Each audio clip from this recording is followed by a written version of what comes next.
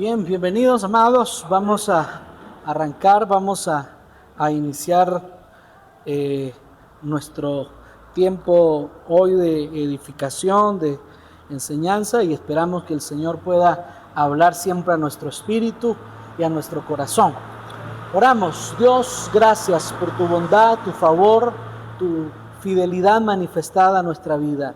Hoy oramos, Padre bueno, como está escrito, Señor, que concedas a tu iglesia espíritu de sabiduría, de revelación, de iluminación, y seamos hoy edificados, transformados, Señor, y conformados a la imagen de tu Hijo Jesucristo. Señor eterno, nos abandonamos en tu palabra de gracia que tiene todo el poder para sobreedificarnos, para santificarnos y darnos herencia. Gracias, Señor. Amén y amén. Bien, amados, quiero iniciar preguntándoles a qué aspecto de lo nuevo, del nuevo pacto que vimos la semana pasada, les ha parecido bastante interesante o algo que quizá no se había considerado antes, ¿verdad? Algún conocimiento que haya transformado su cosmovisión, su forma de vida.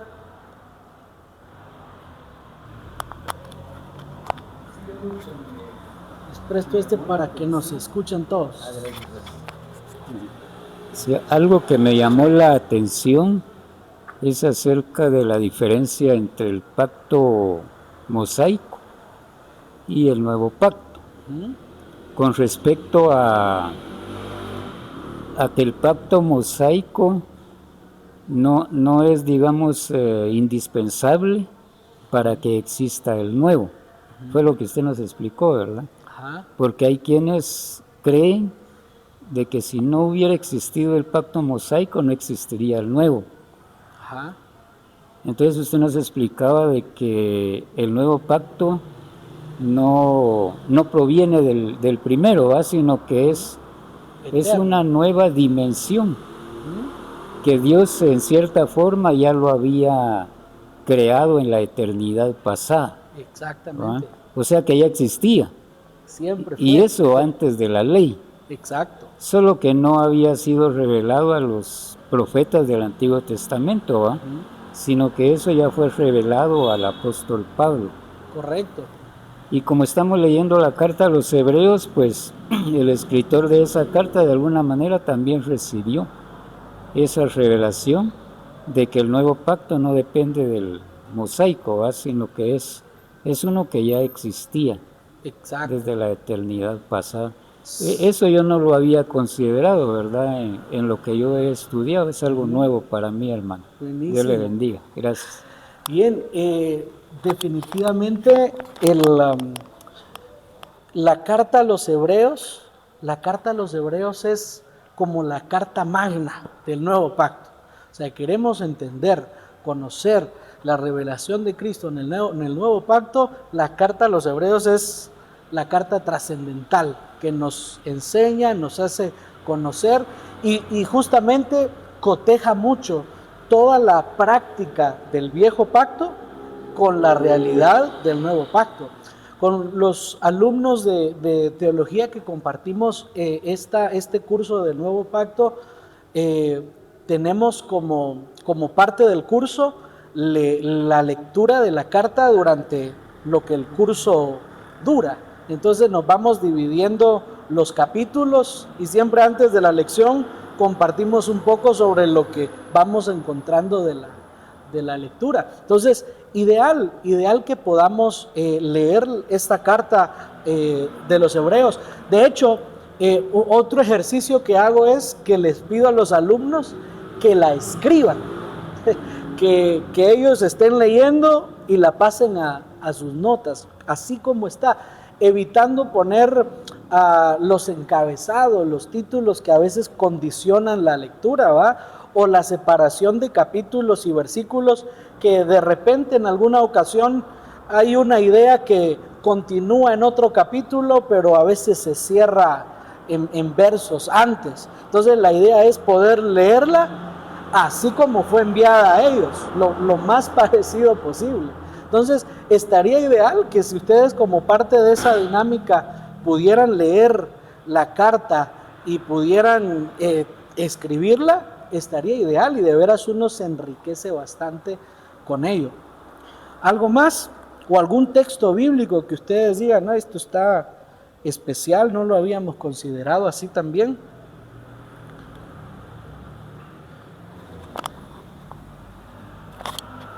A mí lo que me impresionó, hermano, fue cuando nos comentaste que nuestra naturaleza es totalmente nueva, ¿no? Totalmente nueva. Entonces lo que el Señor dice, somos nuevas criaturas. Entonces ya, gracias al Señor, pues también nuestra forma de vivir, nuestra forma de pensar es totalmente diferente. Y ahora tenemos la mente de Cristo, ya totalmente nuevas criaturas, ¿verdad? Eso es interesante.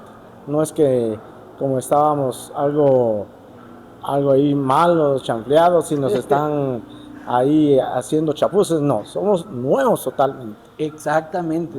Eso, gracias, pastor.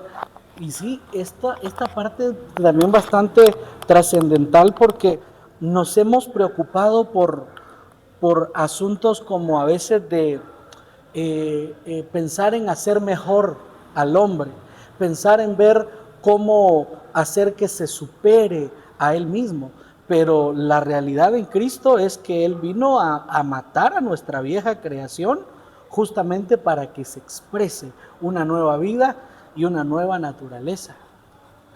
Muy bien, esperemos que esta computadora no nos dé muchos problemas hoy con la televisión y así poder abordar. Pastor, entrego para que pueda ahí cotejar todo lo que vamos hablando.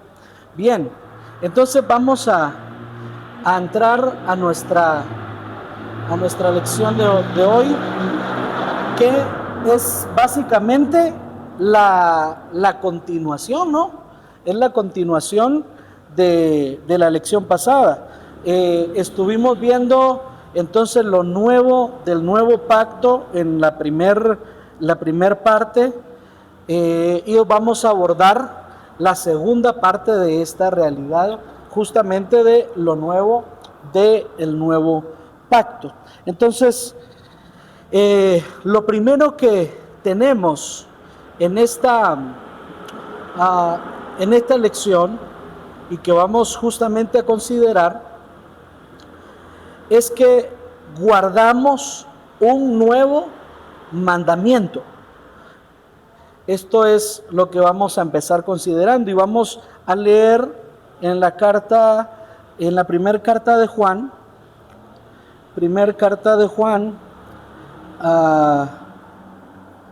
y vamos a ver el capítulo 2, versículos del 7 al 8. Bienvenido, pastor, adelante.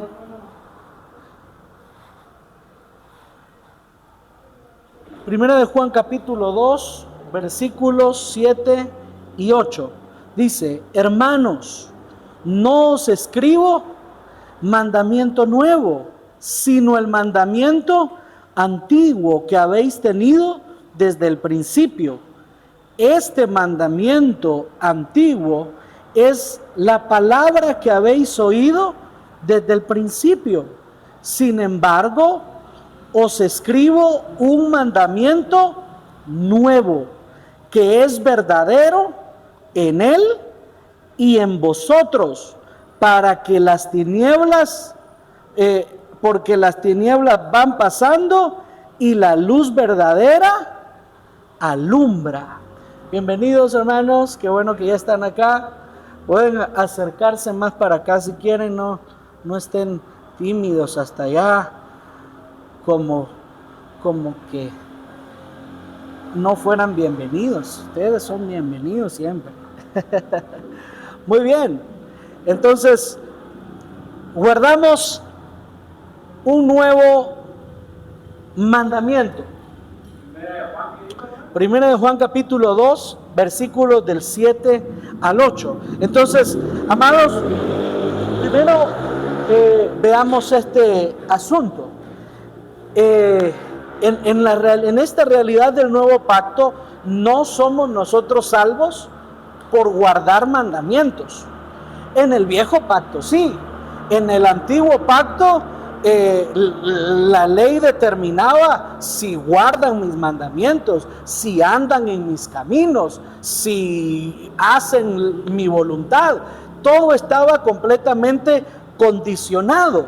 De hecho, hace algunas lecciones vimos esta diferencia de los pactos condicionales y los pactos incondicionales. Como el pacto que se hizo con Moisés, que la Biblia llama el viejo pacto, como condicional se determina lo que Dios quiere hacer y quiere entregar, pero que se lleva a cabo si y solo si el hombre cumple con lo que se le pide. Pero en el nuevo pacto, la salvación es por nuestra comunión en Cristo. La salvación es porque Cristo ya murió por nosotros. Él lavó nuestros pecados, nos hizo libres y no dependemos ya de guardar mandamientos, sino de vivir en una comunión con Cristo. Ahora, esto es lo que cambia radicalmente entre el viejo y el nuevo pacto, porque dijimos entonces que en el viejo la salvación es si cumplíamos el mandamiento, pero en el nuevo pacto cumplimos el mandamiento es porque ya somos salvos, porque ya tenemos la vida del Espíritu, porque ya portamos la vida de Cristo en nosotros y fue Él justamente el que cumplió toda la ley. De hecho, en la lección pasada saltaba el pasaje donde Jesús definió justamente que Él no había venido a abolir la ley, sino a que ésta se cumpliera. Ahora, la pregunta es, ¿quién del Antiguo Testamento cumplió la ley por completo? ¿Quién vivió toda la ley? Se hablan de los héroes de la fe en Hebreos 11, pero ninguno de ellos tuvo la capacidad de cumplir toda la ley. Por eso es que aparece Cristo Jesús.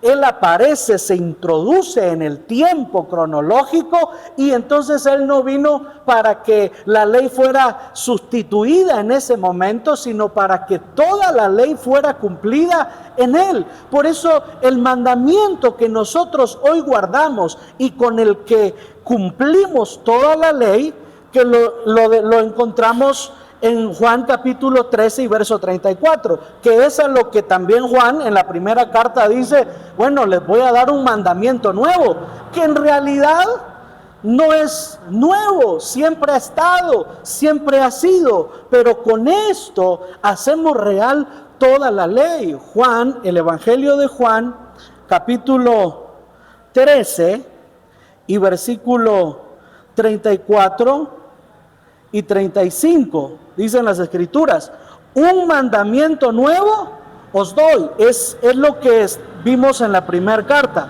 Un mandamiento nuevo os doy. ¿Y cuál es el mandamiento?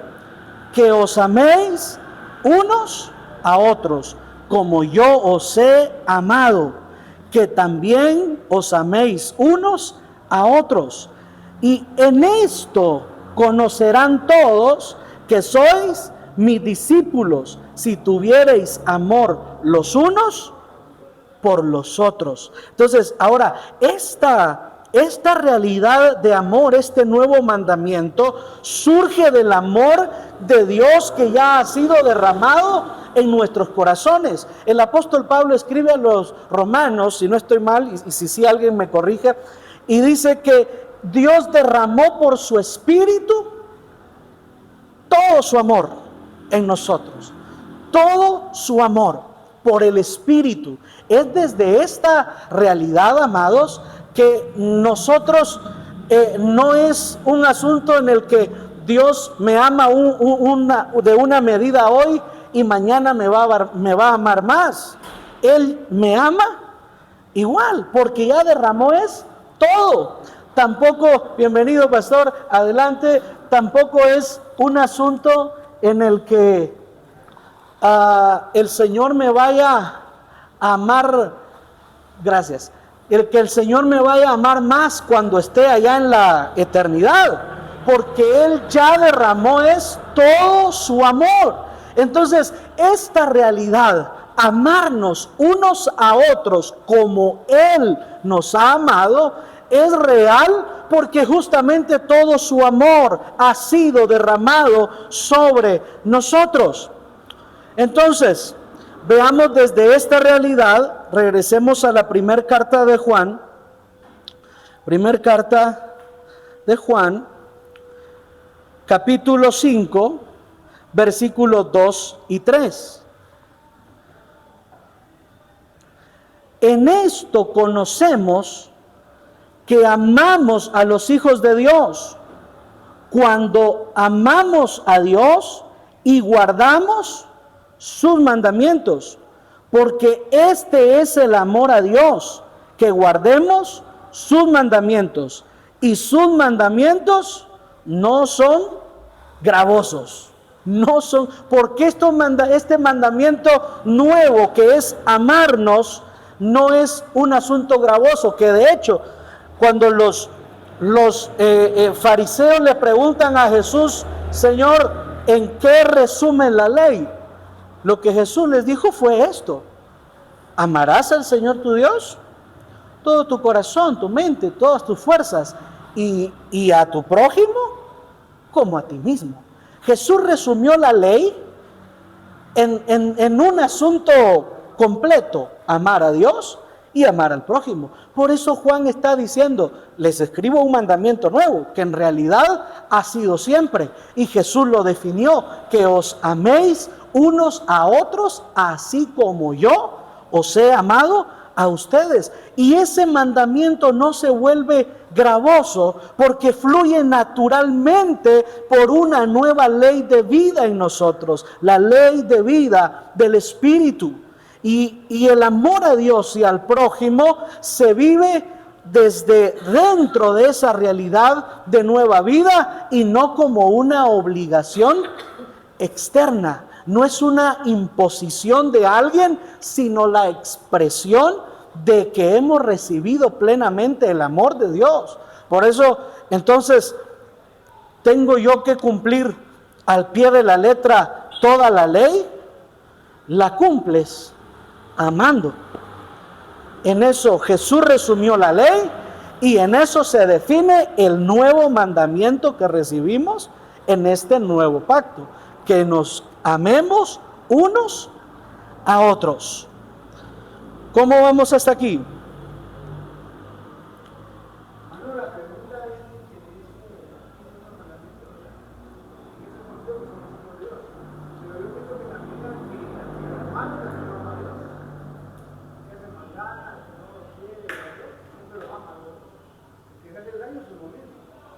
Claro, por eso el mandamiento no consiste en a quién ama a Dios, sino en nosotros amar a Dios y a nuestro prójimo.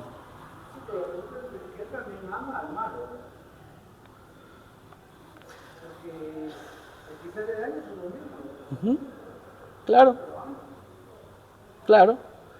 Pero el único mandamiento que la iglesia debe cumplir es amar a Dios y amar al prójimo. En esto es que nosotros cumplimos toda la ley.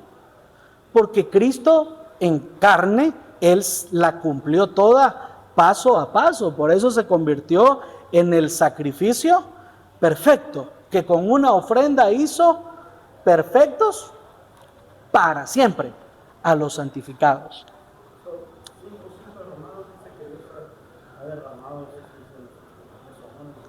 Por su espíritu, Romanos 5:5, ¿verdad? Entonces, a veces nosotros pedimos un poquito erróneo, ¿no? Señor, dame más amor para poder amar al que me hace mal, para poder amar a fulanito de tal. Pero no consideramos que justamente Romanos 5:5 establece que Dios ya derramó todo su amor. Por eso nosotros no amamos desde la obligación, sino amamos desde el amor que Dios depositó en nosotros. Que os améis unos a otros como yo os he amado.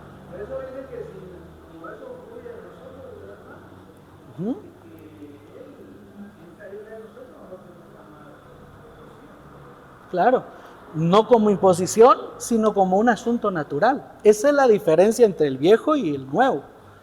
Por eso, 1 Juan también dice, el que no ama, no ha conocido. No ha conocido a Dios, justamente. Porque en esencia, ¿qué es Dios? Amor. Amor. Y consideremos esto, Dios no siente amor, Él es amor. Y es que ese asunto realmente lo cambia todo. Pareciera algo, un juego de palabras simples, pero en realidad trasciende a toda la concepción que nuestra mente ha conocido como expresión de amor, porque Él no siente, Él es amor en esencia, en naturaleza, en plenitud. Muy bien, consideremos lo siguiente. En el nuevo pacto, lo que nosotros tenemos es una nueva naturaleza. Nueva naturaleza. Cuando hablamos de naturaleza, es la esencia, las propiedades, aquello que define a cada cosa, lo que hace ser a todo lo que es. Esa es la naturaleza. Segunda carta de Pedro, capítulo 1. Segunda carta de Pedro, capítulo 1 y versículo 3, vamos a leer desde el verso 3, vamos a leer el verso 3 y 4. Segunda de Pedro 1, versos 3 y 4. Dice, capítulo 1, verso 3. Como todas las cosas que pertenecen a la vida y a la piedad, nos han sido dadas por su divino poder, mediante el conocimiento de aquel que nos llamó por su gloria y excelencia, por medio de las cuales nos ha dado preciosas y grandísimas promesas, para que por ellas llegaseis a ser participantes de la naturaleza divina, habiendo huido de la corrupción que hay en el mundo a causa de la concupiscencia. Entonces veamos esto glorioso, porque es a través justamente de que todas las cosas se nos han dado en Cristo. Todo lo que pertenece a la vida, a la piedad, nos ha sido dado es por su divino poder, pero mediante el conocimiento de nuestro Señor Jesucristo. Y en ese conocimiento es que nosotros podemos conocer, experimentar y vivir las grandiosas promesas que Él nos ha dado en el Hijo. Y por ellas llegamos nosotros a ser participantes de la naturaleza divina. Muy bien, entonces veamos que no es un asunto de que solo llegamos a saber y a conocer la naturaleza divina, sino que nosotros lo que hacemos es participar, tomar de ella, vivir en ella. Esto es como cuando a usted lo invitan a un cafecito, a una agüita, y se la dan y usted la tiene en las manos. Y está bien, pero ¿hasta cuándo realmente esa bebida causa algo en su cuerpo? Hasta que se la toma, hasta que participa de ella. Y esto es lo que Dios nos ha dado en Cristo, la capacidad por medio de sus promesas de participar de la naturaleza divina. Entonces dijimos que naturaleza es la esencia y las propiedades que definen a cada cosa. Es lo que hace que todo sea lo que es en sus diferentes expresiones: personas, animales, plantas, todo lo que nosotros le llamamos naturaleza, ¿sí? Tiene propiedades y esencias específicas que la hacen ser lo que es, y esa naturaleza trae leyes internas, genéticas, que lo llevan a ser lo que es de forma natural. Entonces, en el antiguo pacto, todo hombre lo que traía era la naturaleza adámica. ¿Se recuerdan? Lo consideramos la semana pasada, 1 Corintios 15. Nosotros traíamos la imagen del terrenal, ¿sí? Pero ahora en Cristo traemos es la imagen del celestial. Tal es el terrenal, así son los terrenales. Pero tal es el celestial, así son los celestiales. Miren en dónde nos ubica el apóstol Pablo por participar de esta nueva naturaleza, como quien trae la imagen del Hijo, pero que también es considerado ya no terrenal, sino un celestial, porque porta esa clase de vida, porta esa clase de naturaleza. Entonces, esto es glorioso, amados, porque Adán, en el huerto del Edén, él tuvo imagen, semejanza y aliento de vida. Creó Dios al hombre, a su imagen, conforme a su semejanza. Génesis 1. Génesis 2, formó Dios al hombre del polvo de la tierra y sopló en su nariz aliento de vida. Ese soplar aliento de vida en el hebreo es el chai, que tiene que ver con, primero es una palabra plural que tiene que ver con vida biológica, pero también la vida del alma, la vida anímica. Entonces, cuando Dios sopla en el hombre, entonces el hombre fue, Génesis dice, un ser viviente. El apóstol Pablo lo define, fue el hombre alma viviente, porque en él se depositó vida biológica y se depositó vida anímica del alma. Y es lo que ahora quisiera que nosotros vayamos a considerar, porque ¿qué quiere decir?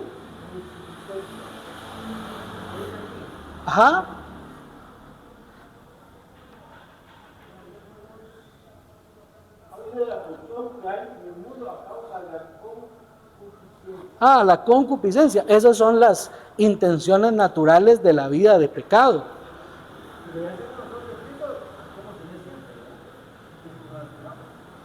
Vamos a llegar a eso, porque nosotros ya hemos huido, pero vamos a llegar a esa parte. Vamos a llegar a esa parte. Entonces, vean este asunto. Adán entonces en el huerto tuvo imagen, semejanza, aliento, pero no tuvo naturaleza. Él no tuvo naturaleza divina, porque no llegó a comer del árbol de la vida. Dios le dijo, bueno, de todo árbol puedes comer, solo le prohibió de uno, del conocimiento del bien y del mal. Entonces, lo que hizo Adán y Eva fue comer del árbol que les dio una naturaleza ahora de pecado. Entonces, lo que no pudieron tener ellos fue una naturaleza divina, porque no alcanzaron a comer del árbol de la vida, que es figura de Cristo. No alcanzaron a comer de Él, por eso no portaron esa naturaleza divina. Pero es justamente lo glorioso que sucede en Cristo, porque nos da esta nueva naturaleza divina de la que podemos participar. Y vida y naturaleza son una misma cosa. No podemos separar vida y naturaleza. ¿Hermana? Imagen, semejanza y aliento de vida, que es la vida biológica y la vida anímica. ¿Pastor? Sí, vamos a compartir. Muy bien, ahora veamos este asunto. Vida y naturaleza son una misma cosa, no las podemos separar. Si hay vida, hay una naturaleza que lo hace ser lo que es, ¿sí? Y amados, la vida es uno de los misterios más grandes de la creación. Y justamente por esto es que en el Nuevo Testamento encontramos nosotros 4 palabras que se utilizan para vida. 4 palabras que connotan vida, pero que tienen un significado diferente, que es lo que vamos a ir cotejando nosotros hoy. Y lo primero que aparece y vamos a encontrar es la vida bios, que está, no se les cambió. Vamos a intentar conectar otra vez la televisión. Bien, lo primero que nosotros tenemos es vida bios. Bios. Nos faltó un estudiante hoy, le comparto y luego lo platicamos. Lo primero que nosotros tenemos es vida bios, que es justamente lo que estuvimos ahorita cotejando con Adán, que recibió el chai, la vida biológica y la vida psique. Entonces lo primero que tenemos es vida bios, que tiene que ver con la vida biológica, la vida física, ¿sí? Bios es la palabra griega para biología, la vida biológica, la vida física. Es la clase de vida que necesita ser sustentada. Es la clase de vida que necesita ser sustentada. Segunda Timoteo capítulo 2 y verso 4, lo tienen ahí en la lección, dice: ninguno que milita se enreda en los negocios de la vida. Este es el bios, ahí aparece en el griego bios, a fin de agradar a aquel que lo tomó por soldado. Marcos capítulo 12 y verso 44 dice: porque todos han echado de lo que les sobra, pero esta de su pobreza echó todo lo que tenía, todo su sustento, todo lo que era para esa vida biológica. Entonces, todos los seres vivientes es una vida biológica. Plantas, animales, personas, todos tenemos una vida biológica, ¿sí? Que es esta vida física, la que nos hace ser seres humanos, en nuestro caso, ¿sí? Esta vida que necesita dormir, que necesita comer, que necesita de vez en cuando ejercitarse, que tiene muchas necesidades, pero es esa vida biológica. Ahora, la segunda clase de vida que aparece en las Escrituras es la vida psique o suche, como ustedes lo quieran pronunciar. Esta es la vida psique, ¿sí? Es la que está relacionada con el corazón, la mente, el alma, ¿sí? Es básicamente la vida del alma y la vida de nuestro espíritu, no del Espíritu de Dios, la vida del alma y la vida de nuestro espíritu, ¿sí? Cuando fuimos creados por Dios, Él nos hizo tripartitos: espíritu, alma y cuerpo. Entonces, esta vida psique es la vida del alma y la vida del espíritu, que ahí aparece en Génesis 2:7. Entonces Jehová Dios formó al hombre del polvo de la tierra y sopló en su nariz aliento de vida, y fue el hombre un ser viviente. Es en esta vida donde se asienta la personalidad. O sea, para entender mejor este asunto, es la vida donde están las emociones, la voluntad, el intelecto, la identidad de una persona, la identidad del ser. En otros términos, en algún momento usted dijo o ha escuchado la expresión: esta es mi vida y yo hago con ella lo que se me dé la gana. ¿Alguna vez la dijeron ustedes? ¿Alguna vez la han escuchado? pues hacemos alusión a esta vida psique, a lo que yo quiero hacer, a los designios de mi voluntad, a lo que mi mente razona y piensa. Esta es la vida psique, ¿sí? Entonces aquí se asienta la personalidad, es la vida individual de cada persona. Luego tenemos la vida anástrofe, que esta es más un estilo de vida o una manera de vivir, una forma de conducta, ¿sí? Una forma de conducirnos y comportarnos, pero que denota que es mala en su naturaleza. Efesios capítulo 4 y versículo 22 dice: en cuanto a la pasada manera de vivir, despojaos del viejo hombre que está viciado conforme a los deseos engañosos. La palabra aquí vivir, en cuanto a la pasada manera de vivir, esa es la vida anástrofe, que a qué la está ligando el apóstol Pablo, al viejo hombre que está viciado, ¿con qué cosa? Con deseos engañosos. Esta es la vida anástrofe, una manera mala de conducta. Esta vida también el apóstol Pedro la define como la vana manera de vivir. ¿Se recuerdan ustedes que el apóstol Pedro hace alusión a esto y dice que fuimos rescatados de nuestra vana manera de vivir? Aquí aparece de nuevo anástrofe, nuestra mala manera de conducta, la mala manera de ser, pero que es un asunto natural, que por naturaleza, por traer la imagen del Adán terrenal, es que es natural en nosotros esta vida, ¿sí? Entonces, esta vida es la que lleva al hombre al pecado de forma fácil, ¿sí? Y aquí hay algo especial.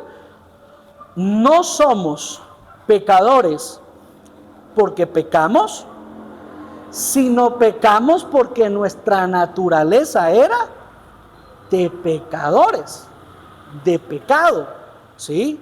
Entonces no es cometer pecado lo que a nosotros nos hizo pecadores, sino es la vana manera de vivir que heredamos, que es un asunto de naturaleza, que venía en nosotros cuando nacimos. No la elegimos, no la pedimos, venía desde la realidad de que traemos la imagen del terrenal. El apóstol Pablo también dice que en Adán todos pecaron, ¿sí? Esta es la vida anástrofe, ¿sí? Entonces, todos los seres humanos tenemos estas tres clases de vida. Somos seres biológicos, también somos personales y definitivamente somos pecadores. Romanos 5:12, al verso que hacíamos alusión, dice que por un hombre entró el pecado y por el pecado la muerte, y así pasó la muerte a todos. Entonces esta es la realidad del hombre sin Cristo, sin la vida del Espíritu. Y ahora vamos a considerar la nueva vida, la naturaleza a la que Pedro dice que somos participantes de la naturaleza divina. Y en el griego le encontramos como la vida zoe. Este es el griego que se utiliza para vida, la vida zoe, y tiene que ver con la vida como principio, la vida en su sentido pleno y absoluto. Es la vida de Dios, es la vida que tiene el Padre, que le dio al Hijo, es la vida increada, la vida biológica, la vida psique y la vida anástrofe fueron resultado de una creación, pero la vida zoe es la más alta calidad de vida, es la vida natural del Padre, es la vida natural del Hijo, es la vida natural del Espíritu. Esa es la vida a la que nosotros tenemos acceso en Cristo. Por eso vean que es la vida que el Padre tiene en sí mismo y que le dio al Hijo encarnado. Juan capítulo 5 y verso 26 dice: porque como el Padre tiene vida en sí mismo, así también al Hijo, así también ha dado al Hijo tener vida en sí mismo. Vean que el Padre no depende de una vida externa a Él. Él es la vida, ¿sí? Inherente a Él es la vida, es naturaleza. Y así como Él tiene vida en sí mismo, también le dio al Hijo encarnado tener esa misma vida. Por eso Jesús, en su trayectoria terrenal, nosotros lo hemos cotejado siempre como 100% hombre y 100% Dios, porque el niño nació, tuvo su vida biológica, tenía la vida psique, portaba la vida anástrofe, pero aunque fue tentado en todo, sin pecado, nunca pecó. ¿Por qué tuvo esa capacidad? Porque al Hijo también se le dio, fue tener la vida del Padre. Esta es la vida que es manifestada por el Hijo al mundo. Primera de Juan capítulo 1 y verso 2 dice: porque la vida fue manifestada y la hemos visto y testificamos y anunciamos la vida eterna, la cual estaba con el Padre y se nos manifestó. Vean, esto está glorioso. Juan está hablando de la vida eterna como una realidad que se les manifestó. ¿Y de quién está hablando Juan? De Cristo. Por eso él también dice: todo lo que vimos y oímos palpante al verbo de vida, esto les anunciamos, esto les predicamos. Esa vida fue manifestada, la hemos visto, testificamos, anunciamos la vida eterna. El Hijo es el autor de esta vida Zoe. Hechos capítulo 3 y versículo 15 dice: y matasteis al autor de la vida, a quien Dios ha resucitado de los muertos, de los cuales nosotros somos testigos. El autor de esta vida, de quien procede. Cuando Pedro habla acá del autor, no habla de quien la fabricó, la hizo, sino de quien esa vida naturalmente procede y se expresa. Es Cristo el autor de esa vida. Entonces, amados, la vida es Cristo mismo impartido en nosotros. Colosenses capítulo 3 y versículo 4 dice: cuando Cristo, ¿qué cosa? ¿Qué es Cristo? Vuestra vida se manifieste, entonces vosotros seréis manifestados con Él en gloria. El Hijo eterno, Él es el autor y Él es la vida. Y esa vida eterna es la posesión presente de todo creyente, de todo nacido de nuevo. Juan capítulo 5 y verso 24 dice: de cierto os digo, que el que oye mi palabra y cree al que me envió, ¿qué tiene? Vida eterna. Y no vendrá a condenación, mas ha pasado de muerte a vida. Jesús se definió como la vida misma. ¿Cuáles fueron las palabras de Jesús? Yo soy el camino, yo soy la verdad y yo soy la vida. El Hijo eterno, el Hijo encarnado es la vida. Y Jesús está diciendo: el que oye mi palabra y cree al que me envió, él tiene la vida eterna. Entonces, amados, la vida eterna, cuando la encontramos nosotros en el Nuevo Testamento, vida eterna, es esta vida Zoe, que después de leer todos estos versos, caigamos en cuenta en algo. La vida eterna no es un pedacito en el cielo. La vida eterna es Cristo impartido en nosotros. Entonces, cuando Jesús dijo, de tal manera amó Dios al mundo, que envió a su Hijo, para que todo aquel que en Él crea no se pierda, mas tenga vida eterna. Jesús no estaba pensando en un pedacito en el cielo. Jesús estaba pensando en la impartición de Él en el ser humano. La vida eterna no es algo que vayamos a recibir cuando muramos o algo que vayamos a recibir cuando Cristo regrese. La vida eterna es Cristo impartido en nosotros. Vida que cuando Cristo aparezca vamos a disfrutar a plenitud y estaremos para siempre con Él. Pero no es un pedacito allá en el cielo, no es un terrenito. ¿No han visto ese asunto ustedes que andan por ahí unos señores vendiendo terrenos y casas en el cielo? ¿No los han visto por ahí en las redes? Andan por ahí que hasta dan facilidades de pago, un enganche y sus cómodas mensualidades. Porque el problema es aprovecharse primero de la fe genuina de las personas y también de la ambición de algunos, seamos honestos. Porque mucha de la gente que participa en eso, a veces es por su ignorancia, pero a veces es por su codicia. Ah, bueno, si compro mi terrenito, entonces me garantizan allá un pedacito, lo compro.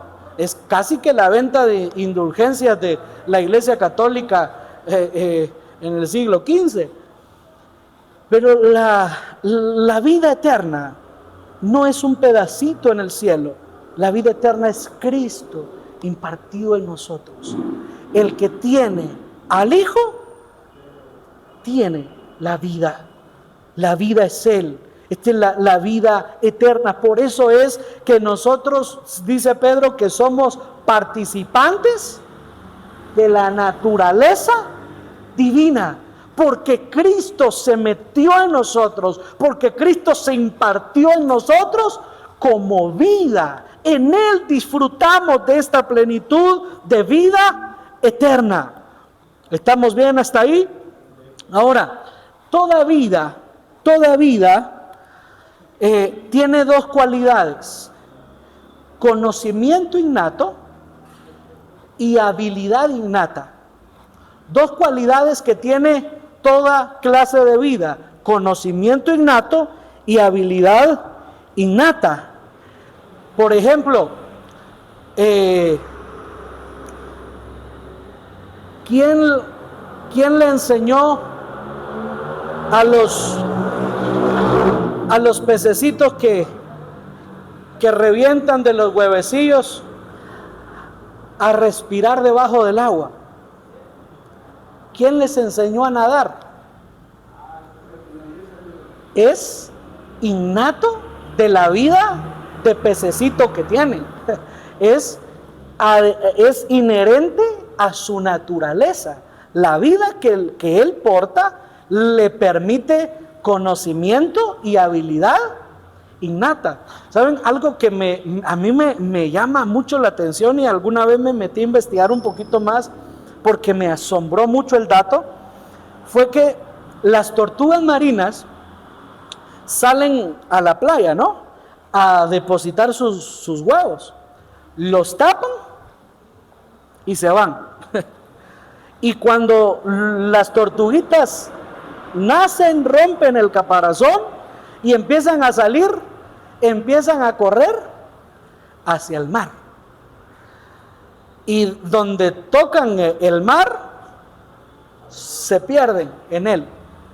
Pero cuando crecen y van a poner huevos, regresan a la misma playa en donde nacieron. Ahora, ¿cómo le hicieron? Si desde que nacieron se perdieron en el mar, nosotros nos perderíamos en el mar.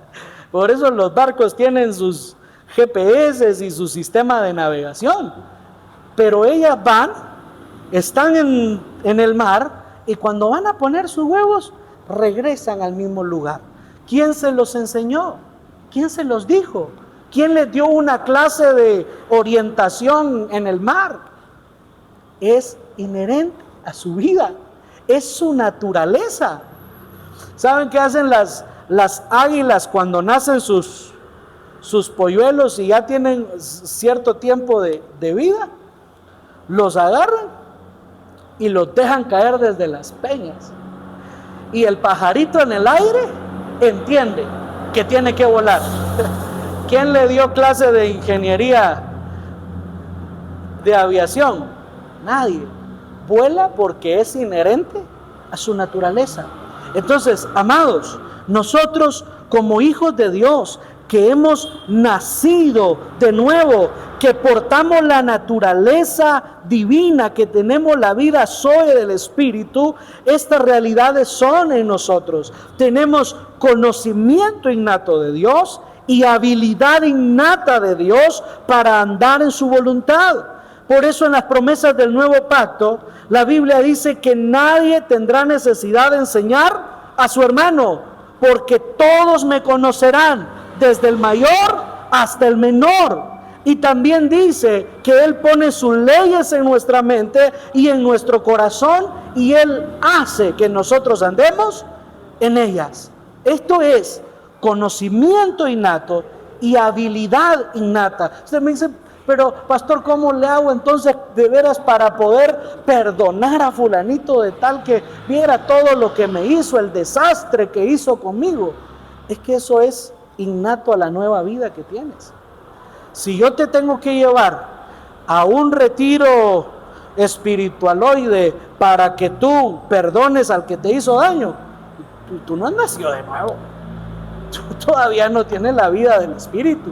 Eso es inherente a la vida que tengo. Eso es parte de la vida que porto. No, es que ya era esta persona que me hace la vida de cuadritos. A veces a mí lo que me dan ganas es de desaparecerlo. Eso no es inherente a la vida del Espíritu. Esa es la expresión de tu vida anástrofe. Porque amar a nuestros enemigos, eso es habilidad de la nueva vida que tengo. Amén.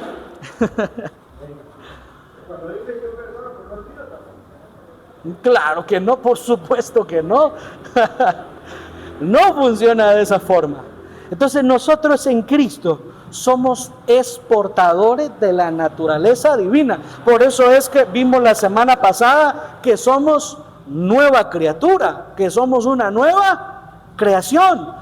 Todas las cosas viejas pasaron y ahora todas son hechas nuevas, de una nueva naturaleza. De ahora todas son hechas kainos, nuevas, no en aparecer, no en tiempo, sino nuevas en esencia, en naturaleza, porque portamos la naturaleza divina y la vida de Cristo en nosotros, la vida eterna. ¿Todo bien hasta aquí? ¿Seguros? ¿Pastor? Ajá.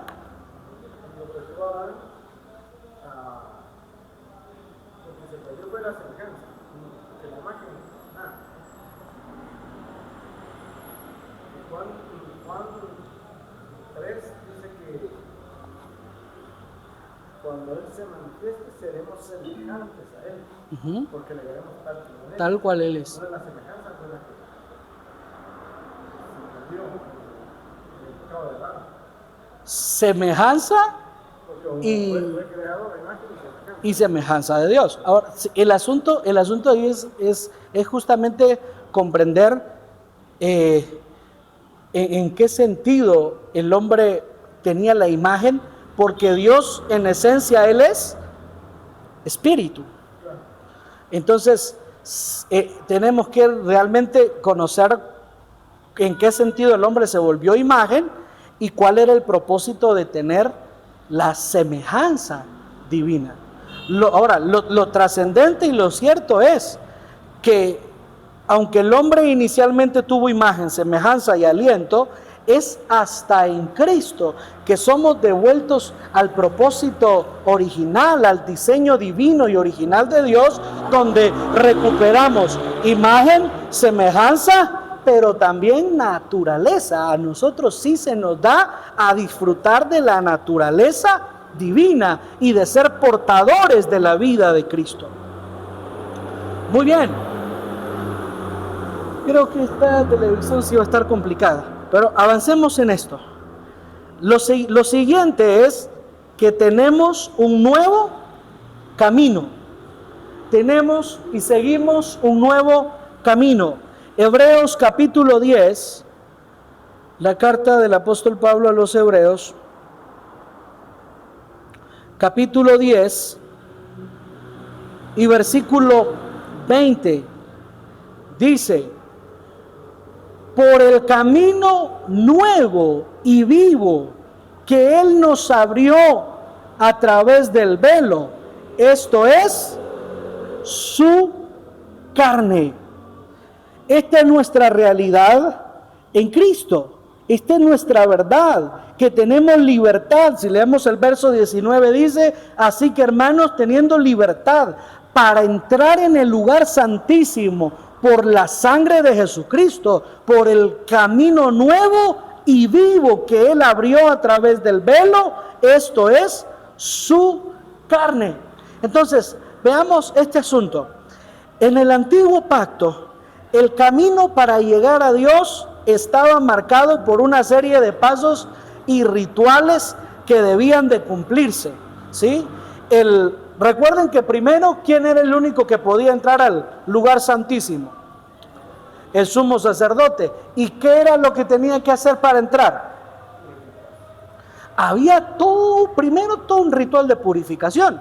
Bueno, entendemos que en el tabernáculo y en el templo teníamos el atrio, el lugar santo y el lugar santísimo.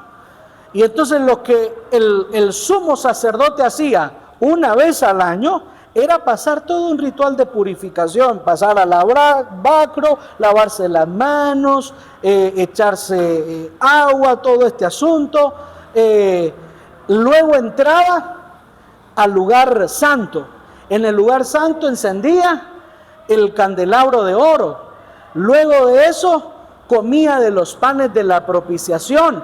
Y entonces finalmente, después de todo ese ritual de purificación y de hacer y todo el asunto, entraba al lugar santísimo y no podía entrar sin sangre.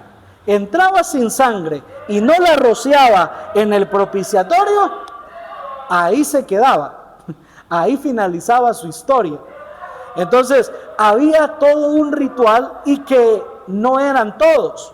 Dijimos, solo sumo sacerdote, una vez al año y con todo un ritual de purificación y de cosas que hacer para llegar. Pero en esta verdad gloriosa del nuevo pacto, ahora Cristo nos abrió fue un camino nuevo y vivo. Por eso ahora la invitación es para todos. Acerquémonos pues confiadamente al trono de la gracia. Acerquémonos confiadamente y entremos al lugar santísimo. Ya solo el pastor, ya solo el sumo sacerdote, ya solo los hermanos con mucha trayectoria en la congregación. Todos acerquémonos pues confiadamente al lugar santísimo por el camino nuevo y vivo que Él nos abrió a través del velo, esto es, su carne. Y este camino no es otro que Cristo mismo. Si regresamos a Juan, a los 7 yo soy de Jesús, Él afirmó esta verdad. Yo soy el camino. No hay otra forma. Es únicamente en Él. Lo que seguimos poniendo un montón de pretextos para acercarnos al Señor somos nosotros, ¿sí?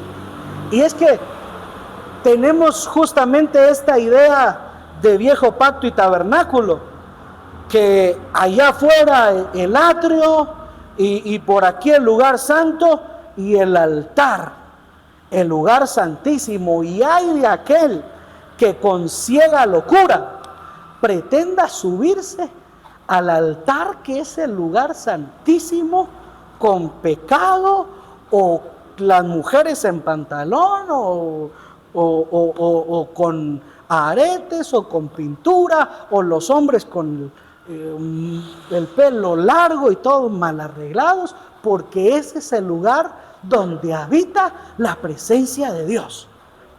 ¿Quién nos enseñó eso? Moisés, hermano. Aarón. Pero Cristo, acerquémonos confiadamente al lugar santísimo. Acerquémonos confiadamente al trono de la gracia. Ya no es un asunto solo de privilegiados, es una realidad para toda la iglesia de Cristo. Por esto, amados, tenemos que empezar a cambiar la mentalidad de viejo pacto, porque de entradita, ¿cuándo fue la última vez que en uno de estos usted mató a alguien? ¿Qué era lo que en el altar se hacía? Los sacrificios, matar a los animales. O sea, desde ahí, no me diga que esto es altar si usted no ha degollado ni siquiera una palomita ahí. Esa es la idea que nos quedó del tabernáculo de Moisés. Esa es la idea que nos quedó del templo de Salomón, pero no la realidad en Cristo Jesús. Nosotros solo le estamos dando esa validación que realmente ya no tiene, porque ¿quiénes somos ahora el lugar de habitación del Espíritu? ¿O ignoráis que vuestro cuerpo es templo y morada del Espíritu? Entonces, el Señor, de hecho, hermano, realmente es triste cómo aún mantenemos esa mentalidad cuando las Escrituras nos definen muy certeramente este asunto. ¿Qué fue lo que Dios le dice a Isaías? El cielo, ¿qué es? Mi trono. La tierra, ¿qué casa me van a hacer ustedes? ¿Qué tienen ustedes para ofrecerme? Por eso el Señor ya no habita en templos hechos de manos de hombres.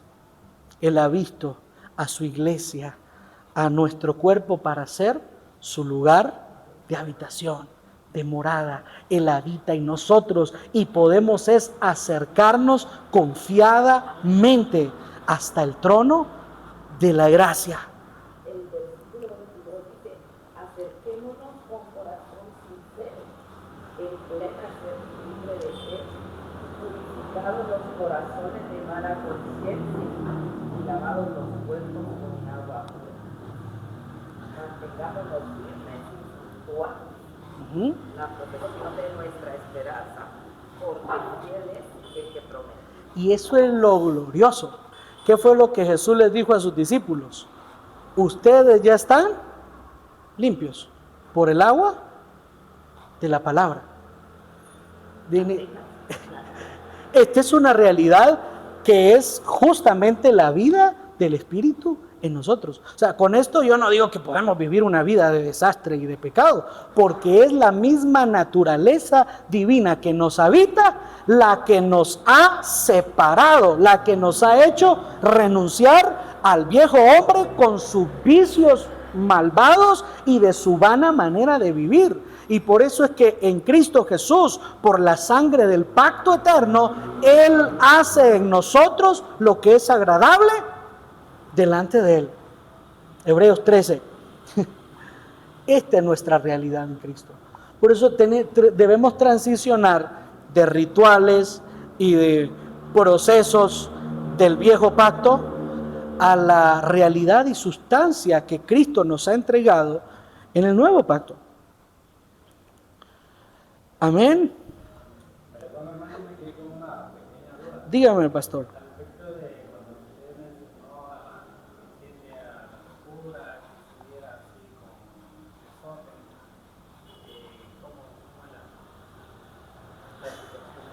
Que no puede subir la persona al pantalón, nada, Ujú. Que si eso no lo puede hacer. Bien, este es el asunto. ¿Quién es el que escudriña los corazones? El Señor. Entonces, el asunto es que nosotros le hemos puesto, por ejemplo, la regla más común es, bueno, las mujeres no suben con pantalón. ¿Por qué? ¿De dónde lo sacamos? De la ley, no de la realidad y verdad en Cristo. Ahora, tampoco, y esta es la parte, es una línea muy delgada que sí tenemos que cuidar entre la libertad que la gracia nos da y el abuso de esa gracia y libertad que el Señor nos ha entregado en Cristo. Y esa es la línea delgada que sí no hemos sabido en muchas ocasiones manejar, porque en ese tema hay personas con un corazón muy honesto, muy sincero, hermanas muy entregadas al Señor, que ese día llegaron con pantalón, se les olvidó su privilegio, y cuidado y se sube así porque el Señor la va a castigar.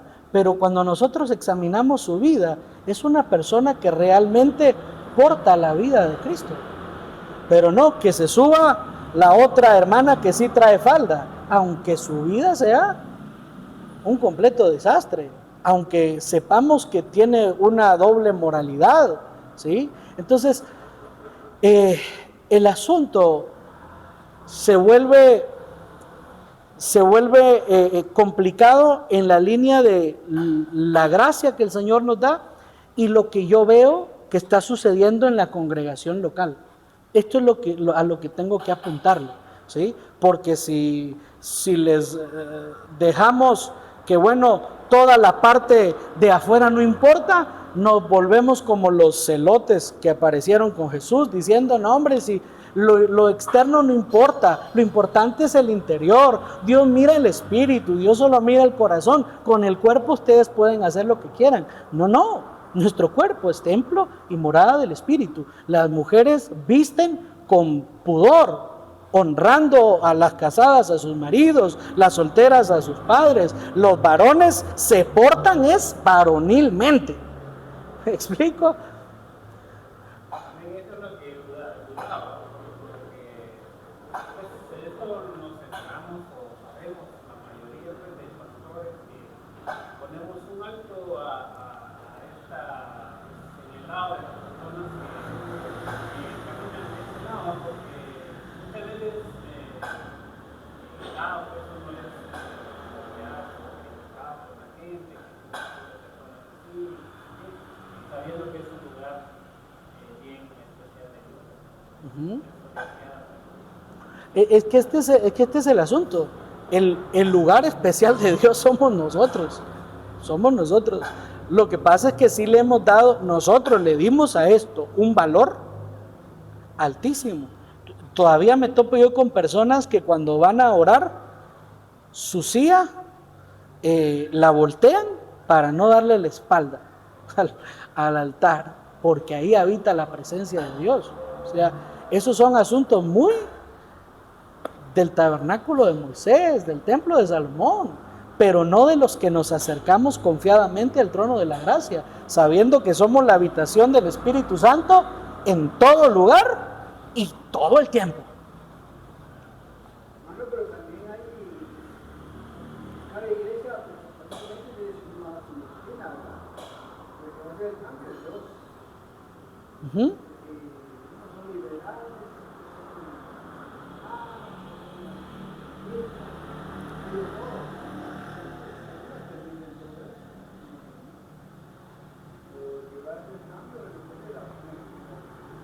El que hace toda la obra en el ser humano es el Espíritu Santo. No hay forma, hermanos, no hay forma de que una regla componga a alguien.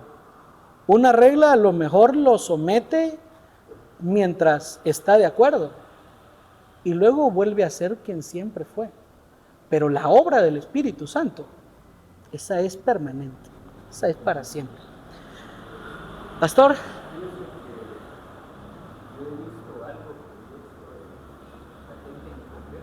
¿Mm?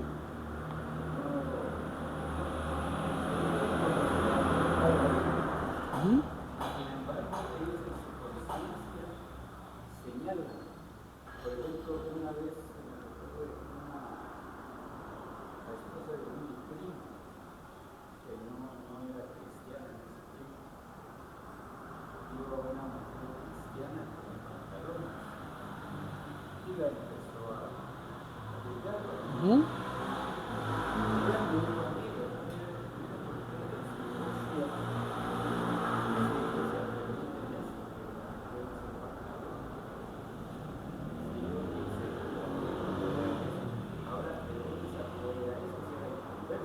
Sí, pues.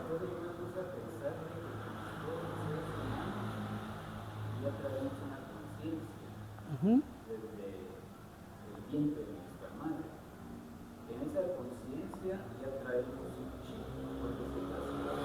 Uh-huh.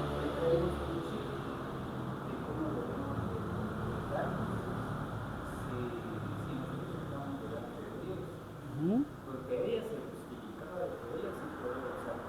Porque ella no iba a la... Sí, pues, a la que sí. Uh-huh. Que cuando ella se volvió cristiana, había otras mujeres que la condenaban a ella, ¿verdad? Sí, pues, porque usar pantalón. Y entonces ella me dijo a mí, ¿y usted cómo me condenan porque uso pantalón? ¿Eso que sea cristiano no quiere decir que... Ya le cambió la versión.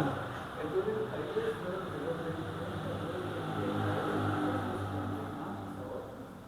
y vienen otros y nos condenan a nosotros por el mismo pecado que estamos cometiendo. Uh-huh. Pero sí, yo me pongo a pensar que lo que Dios nos hace es que ya traemos una conciencia de cómo debemos de comportarnos Uh-huh. delante de Dios.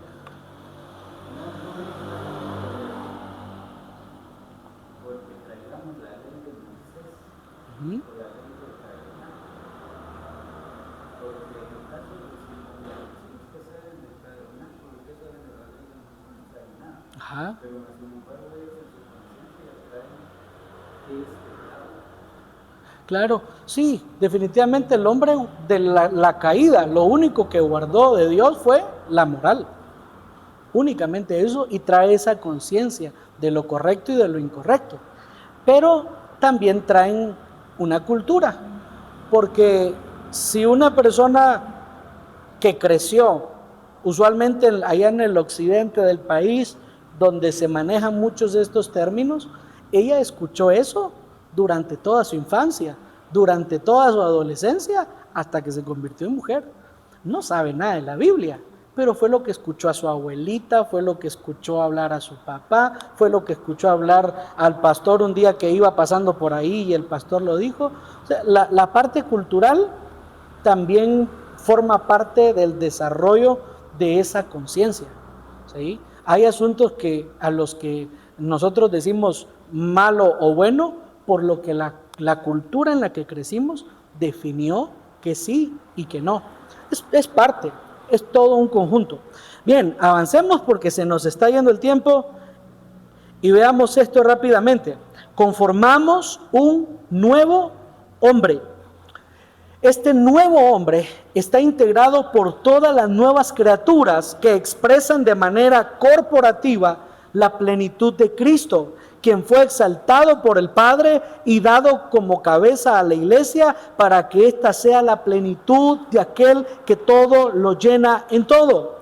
Entonces la intención del Padre para conformar este nuevo hombre es con el fin de que Cristo sea magnificado y logre su máxima expresión en su multiforme sabiduría y gracia por medio de la iglesia. Efesios capítulo 4 es donde encontramos este nuevo hombre. La carta del apóstol Pablo a los Efesios, el capítulo 4, Efesios capítulo 4 Y vamos a leer desde el verso 22. En cuanto a la pasada manera de vivir, despojados del viejo hombre que está viciado conforme a los deseos engañosos, y renovados en el espíritu de vuestra mente, y vestidos del nuevo hombre,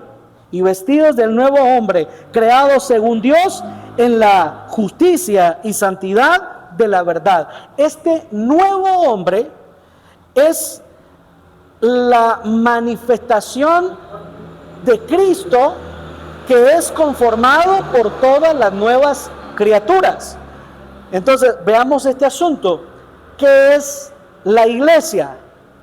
La iglesia es el cuerpo de Cristo. ¿Estamos bien ahí? Y Él es, ¿qué cosa de la iglesia? La cabeza. Y la iglesia es el cuerpo. Esta realidad del nuevo hombre es justamente como todos los nacidos de nuevo en todo el mundo, que son una nueva criatura y expresan una nueva creación, somos la expresión del Cristo corporativo. Corporativo es porque fue impartido en todos como vida. Cristo, nuestra vida, y nosotros somos revestidos de esa realidad del nuevo hombre. Es el Cristo impartido, Cristo corporativo siendo expresado por la iglesia en todo lugar. Él es la plenitud de aquel que todo lo llena en todo. ¿Sí?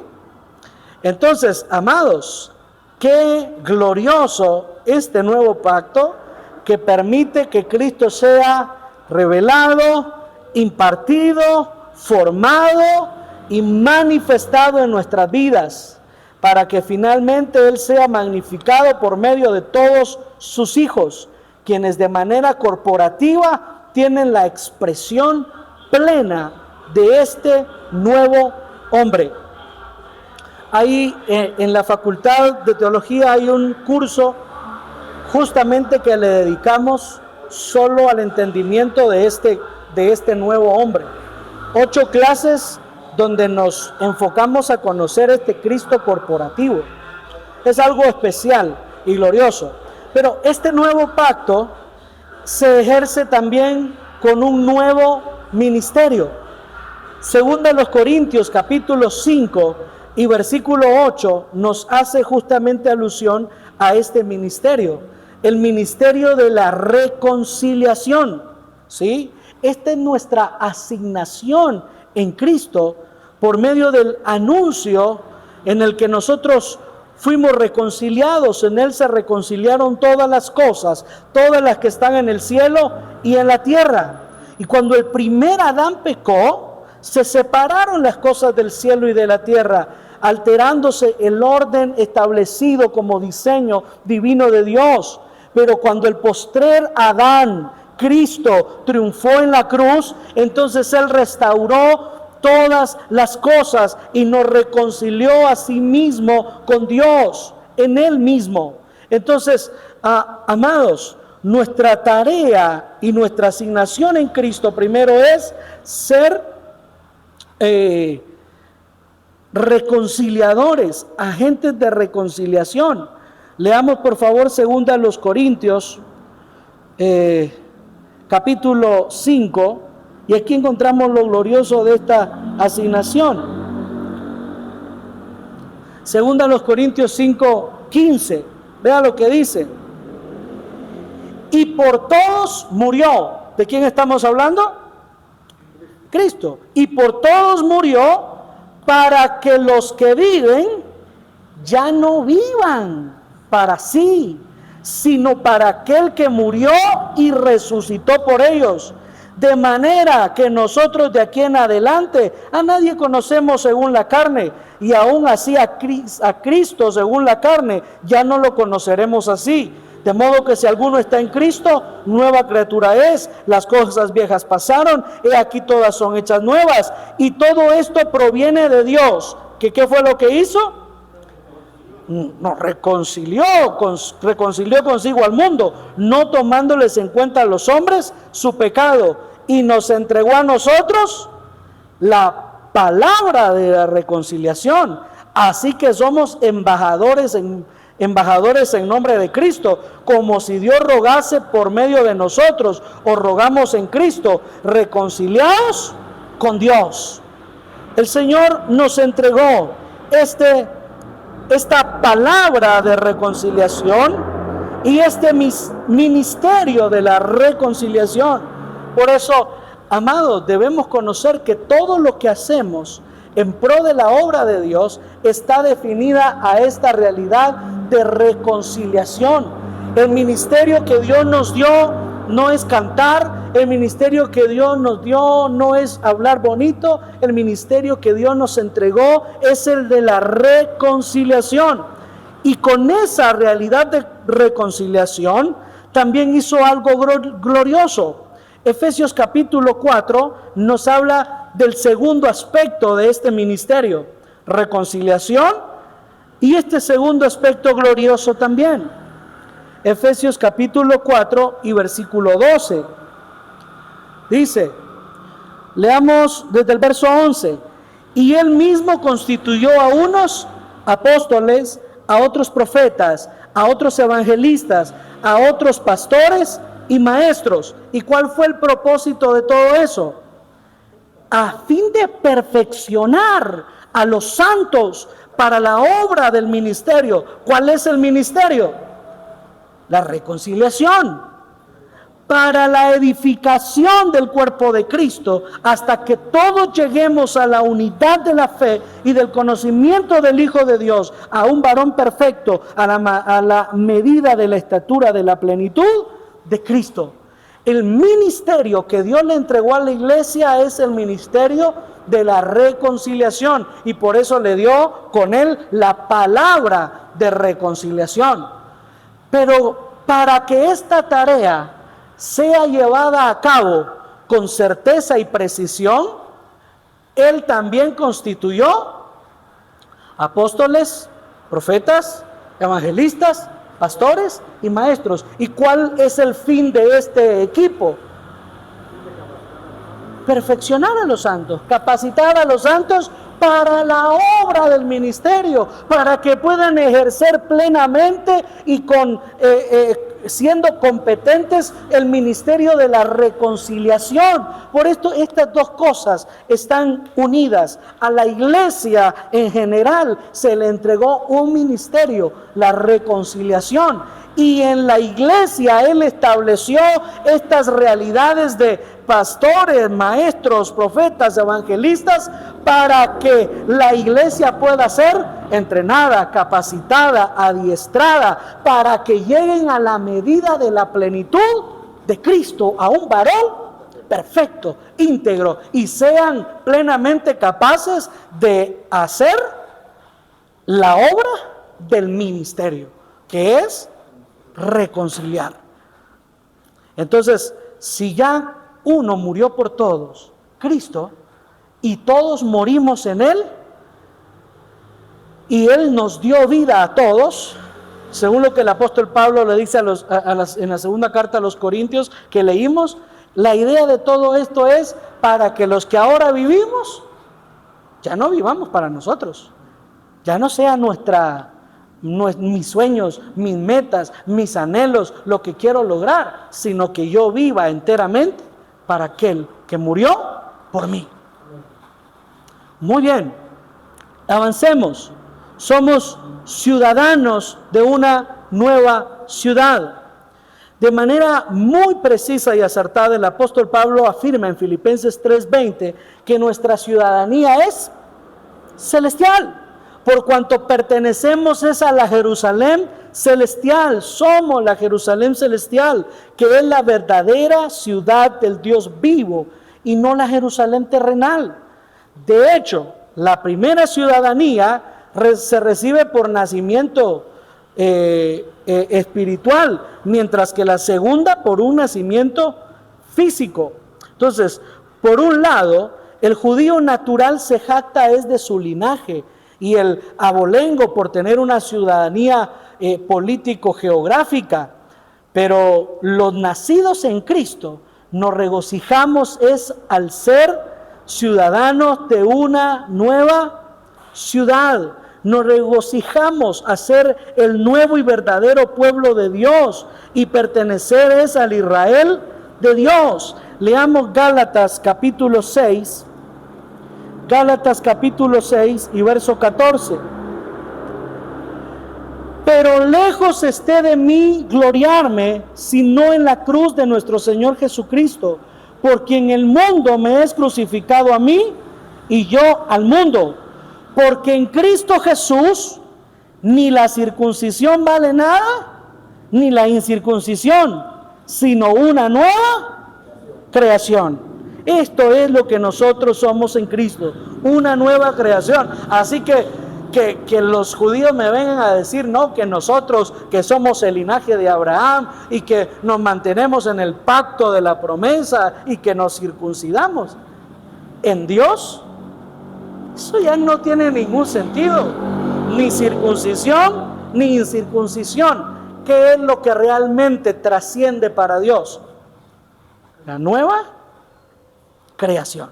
Es lo que Gálatas nos está diciendo, porque en Cristo Jesús ni la circuncisión vale nada, ni la incircuncisión, sino una nueva creación. Y es lo que nosotros somos en Él, una nueva creación. Gálatas capítulo 3, vayamos ahí al capítulo 3, versículos 28 y 29. Dice, y ya no hay judío ni griego, no hay esclavo ni libre, no hay varón ni mujer, porque todos vosotros sois uno en Cristo Jesús. Y si vosotros sois de Cristo, ciertamente linaje de Abraham sois y herederos según la promesa. Por eso, amados, aquí hay otro gran asunto, y es el Israel geográfico, el Israel político. ¿Es el pueblo de Dios? ¿Es el pueblo elegido de Dios? Geográficamente, no, ya no. Ahora, geográficamente, sí, Israel, nuestro pueblo santo, pero ya ahora, de los dos hizo uno solo. Amados, este es el asunto. Y esto va a cambiar incluso nuestra perspectiva escatológica. Porque si en Cristo ya no es judío ni griego, ni esclavo ni libre, ni varón ni mujer, ni bárbaro ni escita, sino de los dos pueblos Dios hizo uno solo, dice el apóstol Pablo, derribando la pared de separación intermedia, y nos hizo en otro tiempo estábamos sin Dios, sin esperanza, ajenos a los pactos, lejos de las promesas, pero ahora Él nos hizo una nación, Él nos hizo la familia de Dios. Entonces, amados, el Israel geográfico, el Israel geopolítico, está incluido, como todos los demás, en el nuevo pacto. Así como usted y yo fuimos salvos por la sangre de Cristo en el nuevo pacto, así ellos también. A ellos no los va a salvar la ley de Moisés. A ellos no los va a salvar que quieren construir su tercer templo y que ya tienen su sacerdocio y que ya están teniendo sus becerritos. Eso no los va a salvar, porque el único capaz de salvar es Cristo Jesús. Así que si ellos no creen en Cristo, entonces tampoco tendrán la vida eterna. En los últimos tiempos que pensaban que se salvaban por promesa, pero después entendí que si ellos no aceptan a Cristo Jesús, no tienen salvación. Exactamente. Al igual que nosotros. Al igual que nosotros. Ahora, esto aquí es donde les digo que cambia incluso nuestra perspectiva teológica. ¿Por qué? ¿Qué pasó con el viejo pacto que estuvimos estudiando? Se envejeció, y porque se envejeció estaba próximo a desaparecer. el pacto de Dios con Israel finiquitó, caducó. Por eso, cuando Daniel dice que apareció un personaje que hizo pacto con ellos durante un tiempo y luego lo rompió y se cesaron los sacrificios. ¿Se recuerdan esa profecía de Daniel? Ok, ¿a dónde apuntamos toda esa profecía? A la tribulación y gran tribulación. Un pacto que el anticristo hace con Israel durante los 3 primeros años y luego el pacto se termina, cesan los sacrificios y entonces todo lo demás. Pero si entendemos las 70 semanas de Daniel, Dios le dice, 70 semanas están determinadas. Desde este punto, cuando salgan a reconstruir las murallas de Jerusalén, hasta el Mesías príncipe. Y ahí se terminó el pacto.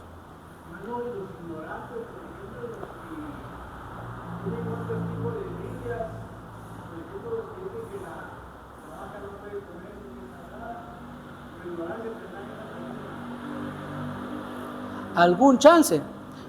Lo que el apóstol Pablo define en Romanos capítulo 1, verso 20, de ahí en adelante, es que lo invisible de Dios, su eterno poder y deidad, se hacen claramente visible por las cosas hechas, de modo que no tendrán excusa. O sea, no, yo no sabía porque a mi religión no llegó esto, pero todas las cosas hechas apuntan a Cristo. Y si no las entendieron desde ahí, ellos se quedaron sin excusa. Entonces, el único en el que tenemos nosotros salvación es en Cristo Jesús. Entonces, el pacto con Israel finiquitó en el sacrificio de Cristo. Cuando Cristo murió en la cruz, ya no hubo necesidad de más sacrificios. Israel, mientras tuvo templo, sacerdotes y animales, continuó haciendo sacrificios, pero cuando fue invadida y destruida y todo el templo donde Jesús dijo no quedará piedra sobre piedra, realmente se llevó a cabo, entonces los sacrificios se terminaron. Y le hace Mateo 24 todo el desastre que ellos vivieron. Entonces, nuestra escatología debe de trascender de eventos, pronosticar eventos futuros, a entender la revelación de Cristo. Pero bueno, avancemos en este asunto. ¿Dónde nos quedamos? Un nuevo ministerio, nueva ciudad, que somos el pueblo de Dios, somos la Israel de Dios.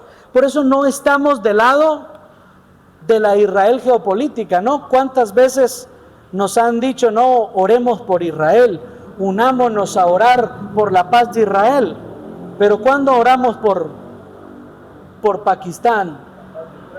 ¿Cuándo oramos por la paz de Ucrania? No, pasa que nos quedamos con lo que Dios le dijo a ¿cómo fue el patriarca? Jacob: maldeciré a los que te maldigan y bendeciré a los que te bendijeren. Abraham. Y nos quedamos con esa idea, y no, Israel es el linaje de Abraham y tenemos que orar para bendecirlo. Ya vimos que el apóstol Pablo establece que todo el que cree en Cristo es linaje de Abraham. Por eso no podemos estar de parte de una nación. Oramos es por todos. Y finalizamos. Manifestamos una nueva creación. Que estábamos ahí en Gálatas 6 y verso 15, que leíamos que en Dios, en Cristo Jesús, no vale ni la circuncisión ni la incircuncisión, sino una nueva creación. Y esta nueva creación, amados, es todo el orden creado que ha sido recuperado, restaurado y restablecido por la obra completa de Cristo en el nuevo pacto. Y asimismo esta tendrá su plena y perfecta manifestación cuando la gloria de Cristo por medio de los hijos de Dios sea manifestada, al ser removido lo corruptible por lo incorruptible. Y yo les pido que vayan a leer en su casa las citas que tenemos ahí de 1 Corintios 15, 53. Y en resumen, a este punto podemos decir que Dios quiso dispensar el orden y la ley de la economía de su gracia para sus hijos por medio del Hijo Jesucristo, y que así ellos sean como Cristo es, quien es la representación exacta de la gloria del Padre en la tierra, y asimismo que sus hijos puedan traer la expresión de nuevas criaturas como hijos engendrados que forman el nuevo hombre para manifestar una nueva creación, porque allí se expresan los cielos nuevos y la tierra nueva bajo un nuevo orden conquistado en el nuevo pacto por la sangre del Cristo eterno. Amén. Bien, amados, ¿cómo llegamos hasta acá? ¿Preguntas? ¿Dudas?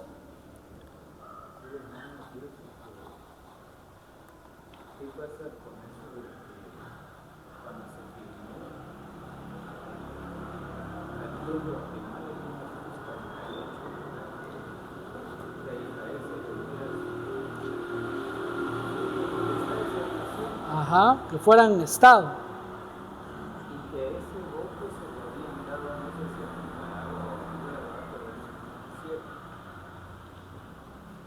Pero se cree que Guatemala es bendecida por ese voto. Uh-huh. Y eso se saca de Génesis 12, ¿verdad? Donde se bendecía a los Uh-huh. y a los que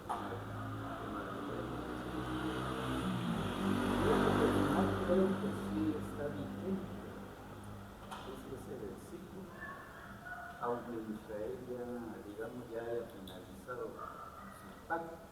Uh-huh. Porque debemos de reconocer de que esa fue una promesa para siempre mientras esa tierra existiera. Uh-huh. Incluso en el caso de Venezuela, a Chávez creo que era, ¿no? Ajá. A ese le fue mal, porque él maldijo a Israel. Uh-huh. Le fue mal. Aquí en Guatemala, cuando Evo Morales se destruyó su gobierno, y todo lo que pasó, Ajá. se atribuyó esa destrucción porque Otto Pérez Molina bendijo a los palestinos. Uh-huh.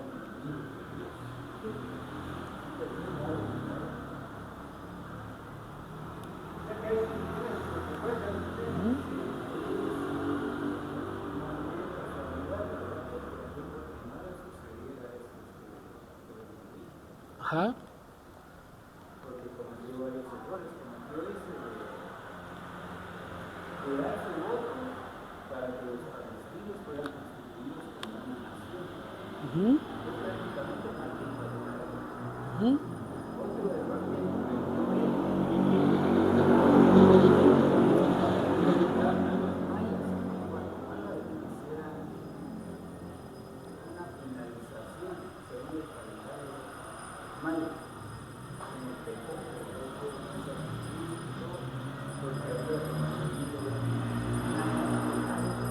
¿Sí ves? Ese acto maya.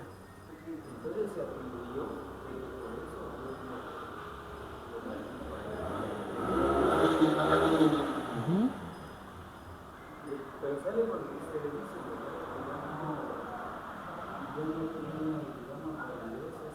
Injerencia.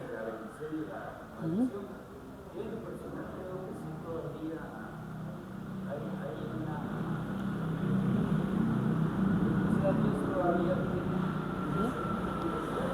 Esa parte. Ok, nosotros podemos tener muchos criterios y formas de verlo. Ahora la pregunta es, ¿qué dicen las Escrituras? ¿Qué es lo trascendental? Y en ese sentido, ¿qué define Efesios capítulo 1 y verso 3? Que nosotros hemos sido bendecidos con toda bendición espiritual en los lugares celestiales.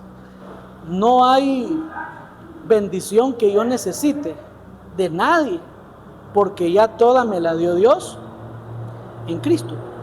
Toda bendición es toda bendición. Ahora, yo no digo que tenemos que hablar mal de Israel y que Israel ojalá y le vaya mal, de ninguna manera, pero entra en el nuevo mandamiento de amar a todos, de amar a nuestro prójimo como Cristo nos amó a nosotros, ¿sí? O sea, es un asunto de seguir amando a Israel como Cristo nos amó a nosotros. Pero así como amamos a Israel como Cristo nos amó a nosotros, amamos a Palestina como Cristo nos amó a nosotros, amamos a Ucrania como Cristo nos amó a nosotros, amamos a El Salvador como Cristo nos amó a nosotros, amamos Guatemala como Cristo nos amó a nosotros. Es la trascendencia de ese nuevo pacto. ¿Pastor iba a decir algo?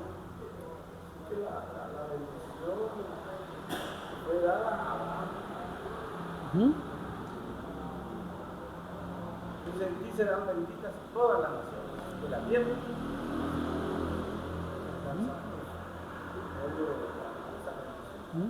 Y el apóstol Pablo en Gálatas hace referencia, si no estoy mal, en el capítulo 3 o capítulo 4, hace referencia a eso y dice, y en ti serán benditas todas las familias de la tierra, y la promesa fue, dice, y a tu simiente, y no a las simientes como si hablase de muchas, sino a tu simiente, la cual es Cristo.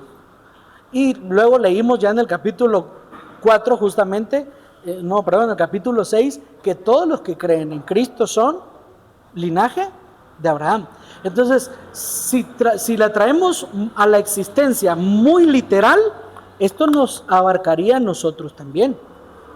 El que nos bendiga como cuerpo de Cristo podría recibir la bendición del Señor, y el que nos maldiga como cuerpo de Cristo, como linaje de Abraham, también tendrá su recompensa. Sin embargo, para nosotros el mandamiento nuevo es amar a todos. Bien, amados, espero que hoy hayamos aterrizado con más respuestas que dudas. Y la próxima semana tenemos un nuevo tema bastante especial, que si no estoy mal, creo que ya es el tema justamente que abarca esta parte del pueblo de Dios en el nuevo pacto y las bendiciones de Abraham. Entonces les invito a no perdérselo la próxima semana a la misma hora. Oramos, terminamos, y los que trajeron su ofrenda pueden traerla y finalizamos esta reunión. Padre, gracias por lo que nos permitiste hoy. Señor, ayúdanos a poder ser entendidos en tu verdad, Señor, y que tu Espíritu Santo nos guíe en todo momento a toda verdad. No queremos, Señor, hablar por nuestra propia cuenta, sino que tu Espíritu Santo nos guíe a toda verdad.